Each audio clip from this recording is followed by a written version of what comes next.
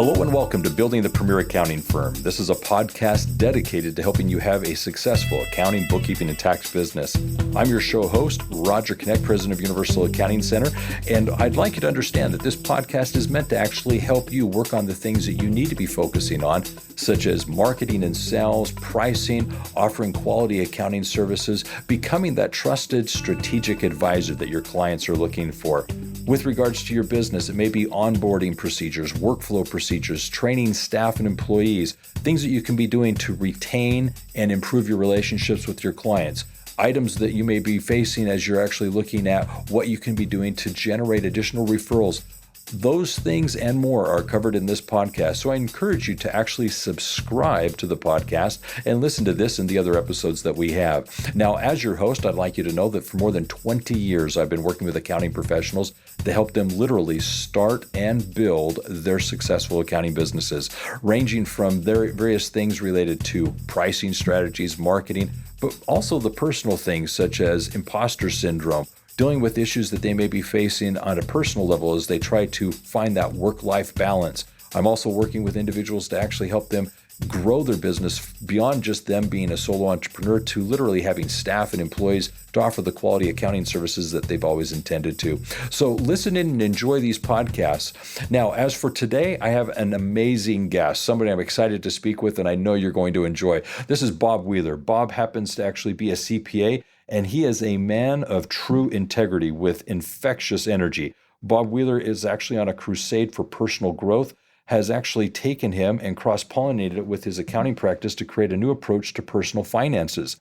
His passion is to help others gain insight about financial decisions. Combining finances with behaviors, Bob explores his personal concept of creating a healthy relationship with money in his recent book, The Money Nerve. Now, while strengthening his accounting business, Bob has simultaneously pursued his love of satire and ventured into the realm of stand-up comedy. From his 30 years of helping clients, Bob has distilled a concoction of warmth, humor, and information, motivation to budgeting directives that he offers to anyone with financial concerns. He also currently is the CFO for the world-famous Comedy Store.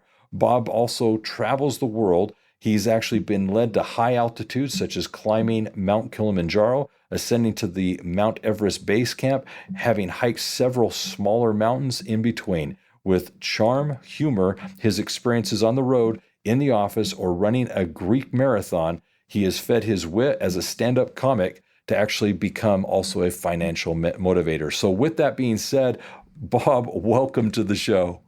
Thank you, Roger. Great to be here. So this is going to be fun, but I want to get started just with a little bit of background. Tell us about what drew you to the accounting profession. Why become a CPA? Because I decided I didn't want to be a lawyer. I was actually set to go to law school. It's that or the bar exam. Exactly. I literally took accounting courses just to help my grade point average. It was something I did well in. And as I was preparing for law school, I thought, I don't like these people. And wasn't something I wanted to do. Numbers was something that just came easy. And so I sort of jumped into it, not really going, this is my passion, but it is something that I love to do. I love working with numbers, and I love working with people. Perfect. Now, obviously, finding that and pursuing that in education is one thing, but once you were finished, had your degree, and you went into the workforce, tell us about what you did first as a career. Well, the first thing I did was I went to work for a private company. I went to a college that was known for having a really good accounting department. And so I was actually hotel controller, fresh out of college, for the Memphis Hilton Airport Convention Center. And I did that for a couple of years and finally realized, I think I want to be in California. The weather's a little bit nicer. And then I moved out to California and got into public accounting. So private was my original background. And I think that really helped me when I got into public because I was able to relate to clients in terms of how to do credit card processing, how to record bookkeeping, and all those things where I actually got hands-on experience. Excellent. Now, obviously, working in accounting is totally different than starting and building your own business. Why the leap into becoming an entrepreneur and starting your own company? Well, it's interesting. When I interviewed for the big firms in Memphis, everybody said, hey, Bob, we really like you, but we have a feeling you're not going to be very compliant. And I couldn't disagree with them. I wasn't willing to just like be in a box. So, to their credit, they were right. I wasn't going to comply. And I actually thought accounting would be a great way to learn about different businesses so that I could go into another business. I didn't think that I would be going into an accounting practice. I just thought, I'll learn some stuff and then I'll go into something fun. Yeah. Well, obviously you stuck to it, became a CPA, started your business. Now, here's where it gets kind of interesting. You started a business. It's something thriving. You've got a number of employees and so forth. We'll talk about that in a minute. But tell us about the early days of just starting the business at the beginning, getting clients. How was that for you? Well, it was an interesting journey. I originally thought I'll just work for somebody else part-time. And then I was doing some comedy and I was doing different things. And they kept saying, can you work more? You're doing really well. And clients really like you. And I'm like, yeah, I don't really want to do that. But I just want to have fun. And so I was working for a couple of other firms, doing a lot of their corporate stuff, interfacing with clients. And I realized I wanted to have more control. And so, it's when you have a partnership, it's got to work or it doesn't. And so a couple of these partnerships, they just didn't work. And so I took the risk and went out on my own. I had one employee, which then eventually became 1.5 employees. And it was a little scary. I think probably for the first 6 years, maybe, every year I would think nobody's going to come back next year. And I don't know why that it would, I would think that, but it was just this paranoia that nobody's going to come back. And then, of course, it kept expanding and expanding. And I eventually learned to trust that. So this paranoia, where do you think it stemmed from? Well, I think you mentioned early on about the imposter syndrome. And I think there was probably a little bit of like, people are asking me for advice. I mean, I seem to I hit the mark a lot and everybody's really happy with what I give them. But really, I'm just me. I'm this little kid from the country. And so I think there was just this place of like, I knew it, but I didn't fully trust that I knew it. So with regards to that paranoia, it eventually kind of faded away. It took a number of years, as you mentioned. Yeah. But you grew your business. Mm-hmm. Describe what it is today. You started with one, then went to 1.5 employees. You were doing tax and so forth. Tell us about your business today, though. Yeah, so today I brought on a partner 3 years ago. We have 3 CPAs. We're getting ready to hire a 4th CPA. We've got 14 employees.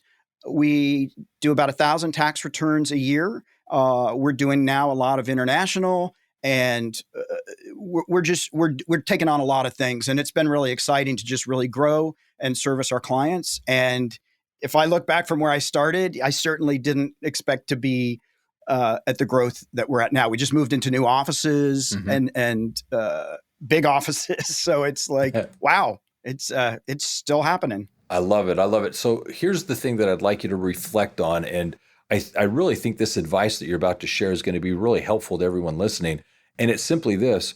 When you broke out on your own and had that 1.5 presence in the accounting world, you were dealing with, for the first few years, that paranoia, the struggles that you would expect as you're starting and growing your business.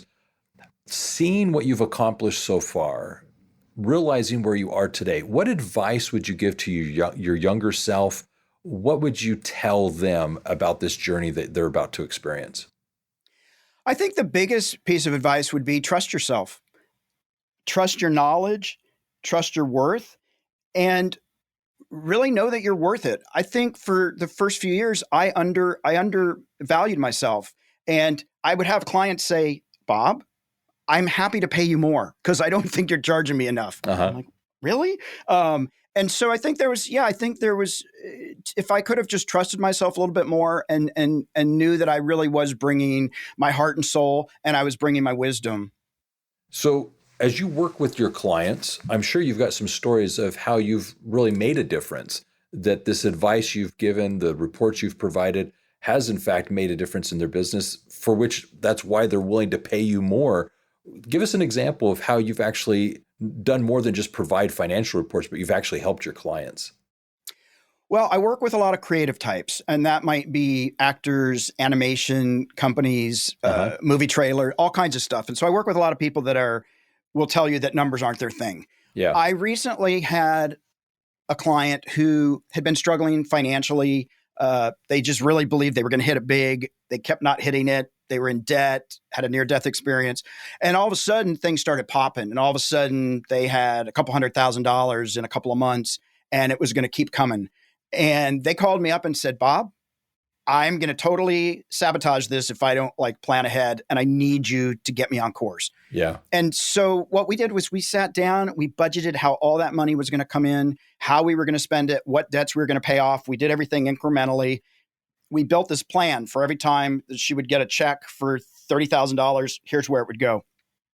And so what happened was, she was getting ready to have a big celebration with her family, and she called me up and she said, I want to have my family come out and I want to do this whole big thing. And I said, you can spend $5,000. She's like, what? I'm like, 5,000. That's all you get. Make it work. And so what happened was she really stuck to what I said, and I was really conservative with her. And she's right now in the process of buying a house, and she's got the money for a down payment. And this is only 2 years later that she's paid off all her debt. We built up her credit, and she followed the plan. Yeah. And for me, it's super rewarding that she's calling me up going, I'm getting a house. I have money in the bank. I'm so happy that I had to pay the taxes that you told me because I saved it. Yes. And it was all there. And then we had extra money to fund her CEP. So that's the kind of stuff where I feel really good about, where it's life-changing for them. And for her, that's a major accomplishment. I love that story. Life-changing is exactly right. And really where I think it matters most is when you use the word happy.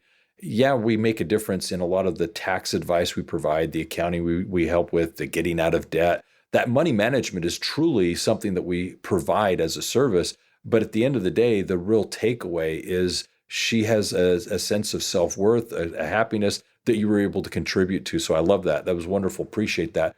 So while you've grown your business, you've got this substantial CPA firm with lots of clients. What are some of the marketing strategies that you have felt have been helpful that you could give as marketing or sales advice to other accounting professionals? Yeah, so there's a couple of things. My professor in college always said to me, public accounting is 60% accounting, 40% public. And I really took that in, meaning that it's about communication, it's about connection, it's about interacting with your clients. It's not just about, here's the numbers, go on your merry way. And so I'm in a relational situation with all of my clients. And so I think that's important. The other thing that for me, I did not want to just go out and advertise and say, hey, people come to me, I'm really good. I built up my practice through referrals. Mm-hmm. And one of the things that happened for me, and I think this is a really key point for a lot of people out there, is be willing and be curious.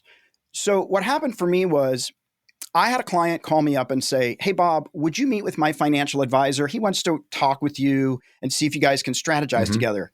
Now, I can tell you that many, not all, some CPAs and accounting people sort of look down on financial advisors like they don't know what they're talking about and that we're in competing interests. I sat down with this guy and said, yeah, let's talk. Well, he ended up being the number one financial advisor for Ameriprise that year. He brought in the most clients in the whole company nationwide. He ended up referring me so many people. He introduced me to all of his financial advisor friends. When they left and went to other financial advisor institutions, all those people started referring. So I went from 200 to about 500 clients in about a year and a half. Wow. And then it went from 500 to 750. Yeah. And it just, oh my gosh. And it just kept growing. But the thing is, I was willing to sit down with somebody that a lot of people said, don't waste your time with that advisor. He doesn't even know what he's talking about. And I was doing it because my client was like, could you please do this? And I was willing because it felt important to my client. And it turned out to be, for me, a pivotal changing point for my business. One of the things, well, actually two things that I took away from that is the common phrase, the mantra of it's not what you know, but who you know. We've got to remember This is a people business, and connections mm-hmm. really can make the difference. The second thing is the fact that there are complementary services, and sometimes people do see them as competitive, but in reality, you're servicing the same client, each right. of you providing a unique service. And so if you can collaborate, you could even more help that client simply because of the fact that you two experts are communicating and leveraging your expertise in their benefit, to their benefit. So I love that story because I think it's something we can all tap into and leverage in our own situations. So thank you for sharing that. Here's the next thing then. And I kind of want to go back to your story because of, again, that word happy. I want to talk about something that you've really done a lot with, and it's this idea of how emotions impact financial decision making. Yeah. Well, it's interesting. When I first started working with clients, they would go out and do the exact opposite of what I thought was really sound practical advice. Uh-huh. Like, what are you doing? 2 + 2 is 4. It makes sense. And I had to start looking at that. And I also have to admit that as a CPA, I was still financially a mess personally. Uh-huh. And so I had to look at this place of, wow, I can give people advice. I'm not taking my own advice, even though I know better. Yeah. And so I had to do my own personal journey about what my beliefs were about money and having it and self-worth. And so between the two of listening to my clients, and my tax appointments were turning into therapy sessions, and then looking at my own sabotage, I really started connecting the dots about how all these unconscious money beliefs really either take us forward or set us back. And so I really started to work on that with my clients, trying to understand what was their beliefs about success, what was their beliefs about their worth. And we started having some deeper conversations that then led to the ability for them to be more open to the practical advice. Yeah, when you're sharing that, one of the things that I realize is a lot of times as we're growing up, a lot of the things that we actually hear and kind of adopt are phrases like money doesn't grow on trees, Right. Or there was another one I was going to say. But the point is we kind of embrace or take on these mantras as if we're not deserving of the money, and it can impact or affect our relationship with money.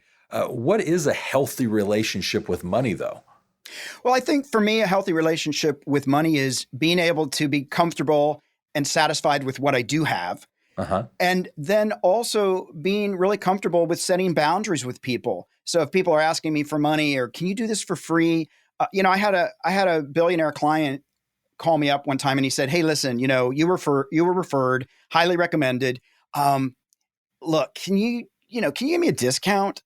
And I said, "Listen, here's the thing. I know what I'm worth and I know what I bring to the table. And if I discount this work for you, I'm going to be really resentful every time you call me. Yep. And I'm not going to want to take your calls and I'm not going to want to put a full effort into it." He goes, "You know what? Say no more. I'm on board. You've been recommended. I don't care what you're charging. I'm in." And being able to say that, it feels healthy and it feels really good to say, "No, these are my boundaries." Or, "You're not a nice person. I don't really want to work with you." Like, we don't have to work with mean people. So realizing that people have a relationship with money, they have an attitude and perception about it. Mm-hmm. What does it mean to say that people need financial therapy? Well, I think it's important for people to get conscious about their money beliefs and their money blocks where they're self-sabotaging. Like, I had a client who, over a long period of time, about every 3 or 4 years, her business would completely crash and burn. And on the third round of it crashing and burning, I said, "Hey, can we talk about this? Because like you build this business up, you bring in all this money, it's super successful, and then it just tanks." And so as we talked about it, we discovered when she failed the business, her mom would always come in and rescue her.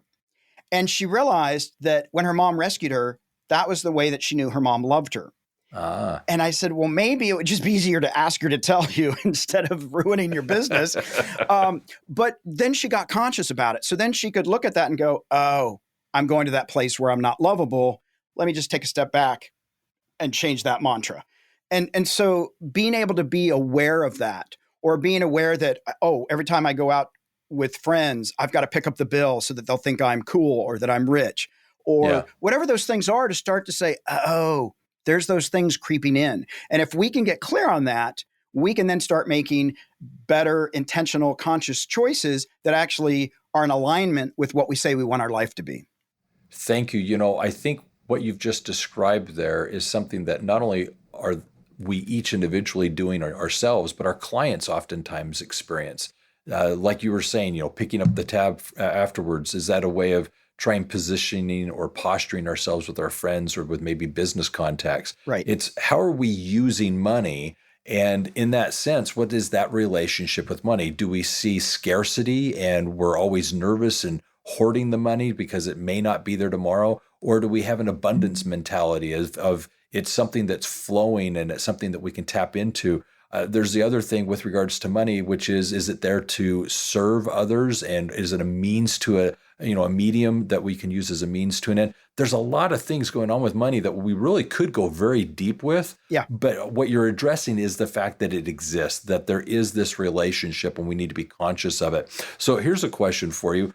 I shared in the introduction as part of your bio that you've climbed Kilimanjaro, you've gone to the base camp of Mount Everest, you've done a number of hikes. It's not like you just woke up one day and hiked to Everest Right. and gone to Nepal, right? So all of that stuff, obviously you have some beliefs around money. And I was wondering, is there a connection between like what's happened when you hiked in Africa that changed your belief about money? How is there an association there? Yeah. So when I was growing up culturally, and maybe within my family, I was taught, or I took on this belief that I am my accomplishments. So I've got to get the A. I've got to get first place, or at least the top three. I've got to do these things, or I don't bring anything to the table. And that was a very driving piece. I've got to be rich. I've got to have the fancy car. I've got to get a house as soon as possible. Those were the markers. And when I went to Africa, where the average income was $100 a year per person, they were incredibly happy. They were incredibly generous. And I just kept looking at them thinking, don't you know what you don't have? Like, how can you be happy? Like, you're living in a hut and you've got two pair of shoes that don't even match. And so it really messed with my mind. Because I could just see that they were in community, they were in connection, and they were celebrating. And I had to go back and really unpack my beliefs that actually weren't really serving me, but that were just putting me on this hamster spinning wheel of just trying to get somewhere that really wasn't taking me anywhere. That right there is so profound. I cannot emphasize enough that similar to that, I've lived in a third world country. And you are correct. When you see people who are happy, that at the surface, you assume they don't have anything, therefore, how can they be happy? And yet they're laughing and giggling, and the children are delightful, and the people are positive, and they're seeing opportunities around them. And yet when you look at the circumstances, you're wondering, how is this possible? They don't have a roof over their head. They don't have 3 meals a day. They don't have good meals. Their health is lacking. They don't have shoes, as you described. These are literally things going on, and yet the kids are running around laughing, giggling. The parents are happy, and you're able to have a very intelligent conversation with these people that in your world seem to be amiss. And you come home and you realize, I need to reprioritize or reassess how I look at money. And what you reminded me of is a story real quickly that Tony Robbins shared, where he was working with a client that said they would be happy when they had $1 million in the bank. And Tony was very astute to challenge the person to say, but why aren't you happy now? You've got $750,000 liquid assets in the bank, and yet you've denied yourself happiness because you've picked some arbitrary number that is just a goal, but yet it's defining your state of being. And it was a reality check for this person to say, why aren't you enjoying the journey? Why aren't you celebrating the successes you have? Why don't you recognize the blessings in your life today and be happy while you're on the journey that you're on with this particular goal? And you can celebrate it when you achieve it, but why are you denying yourself happiness simply because of some arbitrary number that you've decided years ago defines success? So I just love what you've already shared. Yeah, well, it's, to that point, if we look at our timeline, our life timeline from where we started, and then that end little dot, like that's our last breath. So I'm not in any hurry to get there. I want to spend as much time in the in between and in the middle. I'm not real eager to get to that last dot. When I get there, that's great, but I want to actually start celebrating now. And I think for a while I had that mindset of like, when this and when this. No, now we're here. This is the journey. Amen. I love it. So let's talk about hiking. Is there an allegory and association with it and money and the accounting? I know you talk about baby Yeah. steps a lot. So for me, what happened, and it actually has reoccurred in different other places in my life, and I didn't really see those patterns, and it was just something that I inherently, fortunately, was doing. When we went to Nepal, it was my second trip, and I had invited some friends, and everybody was super excited to get to base camp. And we took that first day, which is a pretty strenuous hike to go down into the national park, and then you go back up. And it's a rough day. And at the end of the day, everybody said, Bob, let's quit. Let's go back. I don't want to do this for 15 more days. And me, being frugal, said, wait a minute, I just spent like $6,000. I'm freaking going back to base camp. Like, I spent the money, I'm going. And I realized, though, people were just like, this is too much. This is overwhelming. We see that mountain way over there. That's where we're going to go. No, thank you. So what I did in that moment, I said, hey, how about this, guys? What if we just negotiate to hike for 1 hour? And then when we hike the hour, let's decide if we want to continue, and we'll hike another hour. And so what we did for those first 5 days was we hiked 1 hour at a time, renegotiated, hiked another hour until we got through the day. By the fifth day, I was able to negotiate 2 hours, 3 hours. And, once we were there 8 days in, we were committed to the hike. But the thing was to look and see where we were and where we needed to get to was incredibly overwhelming. And so by breaking it down into baby steps, it was just much more palatable. And I think so many people these days want to get from A to Z, and I'm just trying to get to B. And then if I focus on B and get into C, I'll actually get to Z while everybody else is trying to find the shortcut if you just do the work and take it in incremental steps. As you're describing that, one of the things that I realized is sometimes the goals that we've set for ourselves can be so overwhelming, or the achievement, having accomplished it, so distant that we fail to recognize the opportunities in front of us. So I like your baby steps. Yeah. It is so nice to be able to just kind of assess, are you on the right path? Are you doing the right thing? Are we enjoying the journey? And there's nothing wrong with, as you're on this path, noticing something off the trail that you can kind of step aside to and go over to. And as you go A, B, C, it's okay to go A, B, C, C1, C2, D. You can get back on the trail and keep going. Yeah. And there's so much in life to enjoy and experience. Let's set the goals. Let's work towards them, but let's also enjoy the path, the journey that we're on. And I liked your Nepal example because there are other people on this journey with us. Right. And sometimes it does cause us to discuss or renegotiate. But let's not lose sight of the path that we've flown all the way around the world. We're on the other side of the world. We spent this money. We spent this time. This is too early to give up. Let's just take baby steps and enjoy the journey. Absolutely, absolutely. And I think what I want to say to people out there is there's no wrong way to do it. Like, if for you it's figuring out it's $1 million and you're going to just work until you die, blessings, go in peace. My experience is there are some really cooler ways to live life, but I'm not going to make anybody wrong for the choices that they make. I'm just to invite people to explore some other possibilities and just get curious. Yeah. Well, I think that's great advice. Everybody's on their own journey. We just basically need to help one another, and where we can contribute to one another's success, let's do so. Let's talk about you. You're a financial expert, a successful CPA. You're an accomplished hiker. Or, you're a mountaineer, you've climbed these peaks. How did you end up getting involved in the Comedy Store? I mean, the world famous Comedy Store. And here's the question. You said earlier you were involved in comedy. Help me see that side of your life. Well, as every CPA knows, you got to have money coming in. So stand-up comedy is the clear winner to bring in extra cash into the bank account. Of course. So clearly. It's the right thing to do to supplement as you're getting started. I get it. That's right. Accounting's my passion, but stand-up is the moneymaker. So I actually got into stand-up comedy. It was something that I enjoyed, and I realized I wasn't going to be discovered if I was just in the back office of some accounting firm. Nobody was going to he's funny.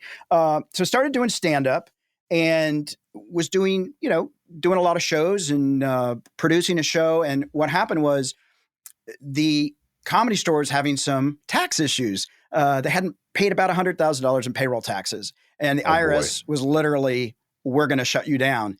And one of my friends had told Mitzi, the owner, like, Bob's a CPA. So Mitzi called me up. She's like, Bob, I heard you're a CPA. You got to help us out. I'm like, I just want to do some comedy. Don't like, I was keeping it a secret. I'm not an accountant. And so I stepped in and helped get that squared away. One of the great things about being a CPA is you get instant credibility with banks and other institutions. And so I was able to say, look, I've got a business plan. Here's what we're going to do. We're going to get out of this mess. Just work with us. And I was able to secure a loan. I was able to work out a payment plan with the IRS and, got us back on track. And love it. So it's like, my friends were comics. Comedy Store has 3 stages. I needed to keep it alive for all my friends and for myself to have a place to perform. Yeah. Didn't expect that I would, become the CFO and be there for this many years, but I love the store and I love entertainment. So. How funny. So dare I say, as an accountant, that you're a dry comic? Dry and dark. All right. So as a dry comic, as a dark comic, give me an idea of what your routine is. So one of my dark jokes that initially got like, you shouldn't say that. I used to talk about pet value days, right? Okay. And that's the day you find out how much it costs to fix your pet before you determine if your pet has no value, right? Like, like I draw the line at $3,000. So I talk about that. My cat had to have surgery, and they're like, "Hey, it's going to be in the neighborhood of $5,000 to save your cat." And I'm like, "I don't think my cat wants to live in that neighborhood." I draw the line at $3,000. Actually, Capital One draws the line at $3,000. So. But no, so so I play to that kind of stuff. I love to joke around with money and how we value things. So as a comic, have you traveled and actually done the circuit? I did. I did the triple runs up in Oregon and Washington and all that stuff, and performed in Ohio. And I actually got around. I preferred staying closer to LA just because I had the accounting practice, and it was hard to say, hey, I know you really want to get your taxes done, but I've got this gig. But I'll be back. I'll be back in 2 weeks. So I did try to stay closer home and mostly perform at LA clubs. But yes, I did go on some tours and get to have a lot of fun doing that stuff. But it's a very lonely, here's the thing, it's very lonely. When you're driving 5 hours to get to the next gig, you're in a hotel room all by yourself or with your co-comic. And it can be really lonely. And comics, comics on the road can go to real dark places. So I didn't want to go that dark, Yeah, no, there are the proverbial demons that are out there that really affect the lifestyle. So I understand that. I'm curious, are you familiar with Dry Bar in Provo, Utah? I'm not. So maybe this is an unexpected plug. So there is what's referred to as Dry Bar comedy. Okay. And it's basically in reference to the fact that it's without profanes and such. Mm-hmm. And so it's meant to be just comedy at its purest. And so one of the things that is very impressive is Dry Bar. They bring in the successful people, and like you would expect as a gig, you come in and do your routine, and they actually put them out there. And if you search Dry Bar, you'll find that they have just numerous comedians that have been on that have done the routines in a very family-friendly way, if that's the right way to say it, I guess. Absolutely. I think that's so important. You should be able to do comedy without cussing or going really, really blue. Oh, yeah. So one of the things that's interesting is I have cruised quite a bit. And in cruising, there's always the comedic relief that comes on. Yes. And you've got the comedy. And the comedian, when they come on, I am astounded. I can go to the family show, listen to them, very, very funny, and I'll go to the evening show for the adults. And honestly, I've walked out and I won't go anymore because literally it's a very similar routine. It's just they happen to now include the F-bomb left and right. And I'm like, I don't understand. The jokes aren't any funnier because of what you're doing. You're just now throwing in profanity to now call it an adult humor. And the reason why I bring this up is on Disney. Yeah. Disney really, you can have your adult show, but it's not adult like the other cruise lines. And so I really liked how the comedy there was a lot more comedic rather than profane. And so it's a great profession, being a comedian, having a skill, a talent like that. And to be able to be funny without the profanity, I think is a talent. Now, there's obviously those that make a profession out of being profane Right. and being edgy, but I'm just referring to the joke in and of itself. It's nice to be funny without having to be profane. Absolutely. And when I used to book shows with other comics, I would always build it in such a way that the people that I knew that were going to get dirty, I put them at the end, because once you take it to the lowest denominator, it's hard for the comics to bring the bar back up. So I always try to save that stuff for the end, so that those that want to walk out at least got a really good show up until that moment. Yeah, it's kind of like, you bring out Andrew Dice Clay and you don't start the show with him, right? Right. Not at all. Yeah, he's the closer. He's the closer. He's the closer. All right, so let's go back to accounting. Yeah. With regards to accounting, one of the things that's very important is we're obviously trying to each make a difference in our clients' lives, be relevant. Are there any niches that you've chosen to really hone in on? I know you talked about the entertainment and comedy, but are there any deliberate niches that you're focused on? We mostly work with small businesses, S corps, and companies that we can actually make a difference. If you've got a W-2 and a mortgage interest deduction, I can't really do anything for you. I'm not, and I'm going to charge you more than you want to pay.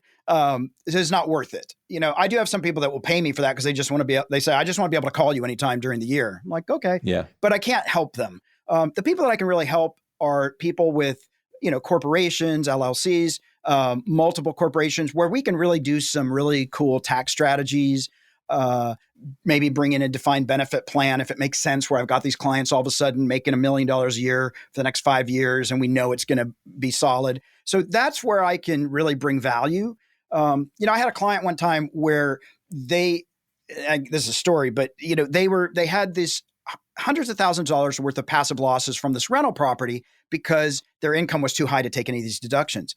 And they came to me and they said, hey, you're sort of expensive, and we're going to go somewhere else, or we're going to do it ourselves because, we just don't want to pay that money. I said, okay, that's fine.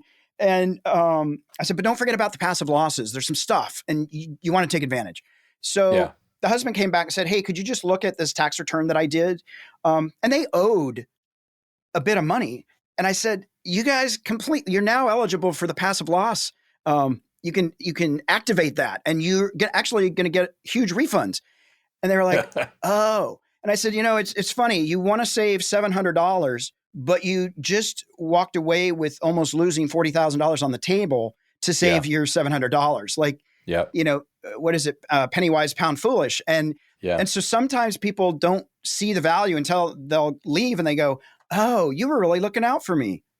I was, but I'm not going to do it like for free. I will. But even with these clients, I gave them a heads up. Hey, don't forget about this. But I want to work with clients where I can actually really benefit them, where they see the value and they see more money in their pockets. And that's where I feel really good about being able to help people. I love it. No, that was an excellent illustration of that too. And I appreciate it. Here's a question for you. Who has been a mentor in your life, and what was it that you learned from him? Well, I will say that my first major employment at the CPA firm I worked for, Mr. Wayne, he, even though we parted our ways, he was a really solid mentor for me in the business. There were a couple things that really stuck with me. When I got my license, he came to me and he looked at me and he got really serious. He said, don't ever do anything to jeopardize your license, because if you lose it, you could lose it for life. Don't ever do anything that's not in integrity. And it was a great piece of advice, because a couple times people would come to me and say, hey, could you sort of do this for me? And I would just say, look, I love my CPA license. I worked really hard for it, and that would actually compromise it. And so I'm not willing to. And so I was able to sort of blame my license and set a firm boundary, and people would say, I get it. So it really, like, using that line, that just felt really important, to just know that, like, don't jeopardize what you've worked so hard to get. And that was one piece. And the other piece that he said to me that I felt was important was, at one point as life was starting to get better, he said, you're going to probably lose some of your friends and you're going to make new friends. And I was like, no, I'm not. Like, my friends are my friends. He goes, Bob, as you get more successful, not everybody's going to get to come with you. People are going to be jealous. People are going to ask for things. They're not going to raise you up. And you may have to make some choices. And even though I was a little annoyed with him at that time, I realized it was actually true, that there were people that ended up sort of moving on, and I brought in more people that actually I felt like raised me up. Yeah. No, that does happen. And your friends kind of evolve over time just because of the circumstances. So I understand that. Here's another question for you. Having been to Africa and that discussion we had earlier, what's something you're thankful for? I'm thankful that I get to take a breath and I get another day to show up and hopefully make a difference. I'm grateful that I get to actually have friends and experience life. I think for a while there, I was just so busy trying to make accomplishments happen that I wasn't actually appreciating everything that I had. And I think, like, I was just recently at a rhino sanctuary for 3 weeks as a volunteer, and those people did not have running water. And when they take a bath, that means filling up a bucket with water. And like, I just don't think people realize how fortunate we are in this country. And so I'm just super grateful for like everything that I have: running water, electricity, my car, matching shoes, all of that. Oh, yeah. You say running water. For 6 months, I lived in a place where I had running water. I didn't have hot water. Right. And I took a cold shower for 6 months. And honestly, the last day before I left, they had hot water. They turned on the propane, bought us some propane that we could use the heater element that would actually heat the water. And yeah, that hot shower meant something to me on that Absolutely. very last day. So I get exactly where you're coming from. Here's the last thing. What is your go-to food? You've traveled quite a bit. What's something that you look forward to? If I can trust it, sushi. There you go. Sushi's good. Yeah, that is my favorite meal. My go-to, there is in the Phoenix airport, in one of the terminals, there's a food place, a place that's kind of like it's not a restaurant. It's just something you go in and grab a bite and come out. But in there, they have a tuna melt. And the tuna melt is to die for. And anytime I'm in Phoenix, I always make a point of grabbing one of those sandwiches. So I love it there. With that being said, here's what I'd like to do. I've got a few promotional things I'd like to make mention of. I'd like to summarize our conversation, and then I'm going to come back to you for a final thought, if I may, okay? Sure. So let me first of all go to our offers today. This is something that the listeners can find in the episode description that I would encourage you to go and find, because it's here that you're actually going to, first of all, get from Bob something that he has worked on. It is the book, The Money Nerve.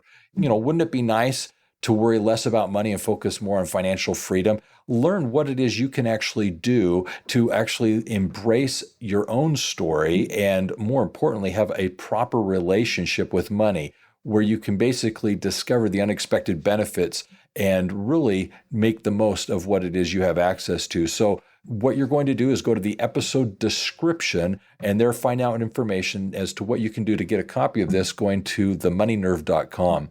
Now, the other happens to be an offer by Universal Accounting Center. Universal Accounting is offering to you information on what it is that you can actually, in your business, as an accounting professional, add to your library of business books, two that are a must addition for all accountants' libraries. It is the book In the Black, 9 Principles to Make Your Business Profitable, as well as Red to Black in 30 Days, a small business accountant's guide for quick turnarounds, helping business owners address the most challenging thing that they oftentimes face, which is cash flow management. So go to the episode description and get the information you need in order to get the copy of The Money Nerve, as well as In the Black and Red to Black, so that you can add these to your library and apply these principles in your life, and more importantly, with the clients you service.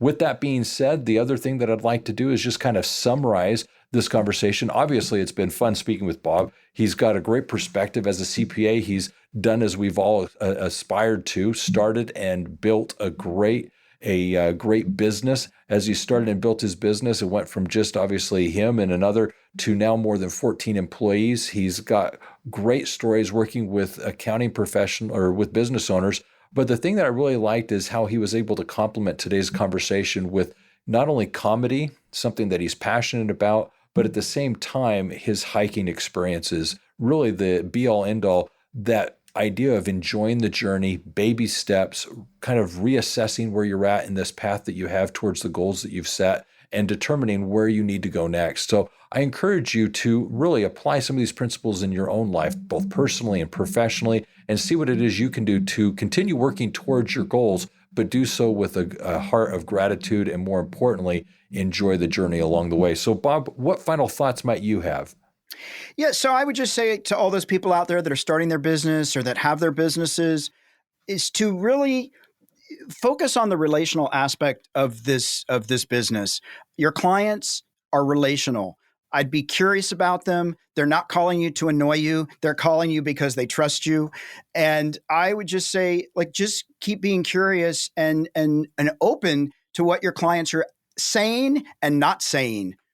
Exactly. Well said. All right. Well, with that being said, I definitely want to thank you for listening. I encourage you to subscribe to our podcast and listen to the other episodes that we have that are meant to actually help you work on your business to, in fact, have the premier accounting firm. With that being said, I also want to mention that if you would like more information on how you can apply these principles in your business, you can visit us at universalaccountingschool.com or give us a phone call at 801-265-3777. And with that being said, always remember this: if it's about accounting, it is universal. Why? Because accounting success is universal. Take care, have a great day, and be safe out there.